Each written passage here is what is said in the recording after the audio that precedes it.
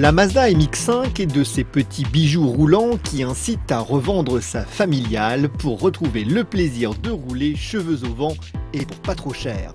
Cette quatrième génération est encore plus séduisante et performante pour ne plus avoir de remords à passer le cap et tant pis pour le siège bébé. En matière de style, pour commencer, les lignes de la nouvelle MX-5 donnent un sacré coup de vieux aux anciennes générations tant les galbes latéraux sont bien plus travaillés et musclés. Elle a énormément gagné en prestance, même si certains regretteront les rondeurs puériles des anciens modèles. En revanche, une fois installé à bord, on retrouve tout de suite l'adéquation parfaite entre le toucher du volant, du pédalier et du tout petit levier de vitesse. Le système de capote est quant à lui d'une simplicité enfantine. 3 secondes suffisent pour l'ouvrir et en un minimum d'effort, même pour clipser la capote dans son espace de rangement. Le coffre a en revanche perdu 20 litres pour n'offrir que 130 litres désormais, mais il permet tout de même de caser facilement 2 valises week-end. En automobile, on s'amuse surtout dans les virages et il vaut mieux un bon châssis modestement motorisé qu'un dragster sous vireur. La MX-5 propose ainsi 2 blocs de puissance modestes sur le papier. D'un côté le bloc 1,5 litre de 131 chevaux et de l'autre le bloc 2 litres de 160 chevaux. Mais pour prouver que cette philosophie est la bonne, ce dernier génère un rapport poids-puissance comparable à une Ferrari Dino.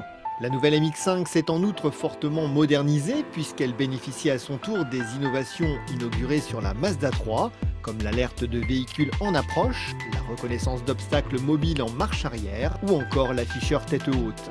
Gagner en technologie, c'est toujours bien, mais il ne fallait pas non plus que le petit cabriolet s'embourgeoise au point de prendre du poids. Contre toute attente, elle est repassée sous la barre de la tonne en ne pesant que 975 kg avec le petit moteur. Une performance réussie grâce à une chasse drastique au moindre centimètre de métal superflu et par l'emploi massif d'aluminium. Première, seconde, troisième, les rapports se passent avec la précision qu'on lui connaît et au bout de quelques kilomètres de route sinueuse, c'est la banane qui s'affiche sur n'importe quel visage.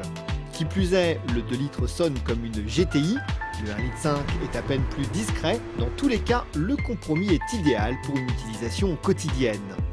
Le train avant fait exactement ce qu'on lui demande, on a toutefois détecté une assistance de direction trop souple à haute vitesse sur le 1,5 litre, compensée en partie sur le 2 litres grâce à sa monte pneumatique plus généreuse. Sur le train arrière, 2 tempéraments, la petite se place au frein et sera toujours très sensible au jeu des transferts de masse pour la faire pivoter.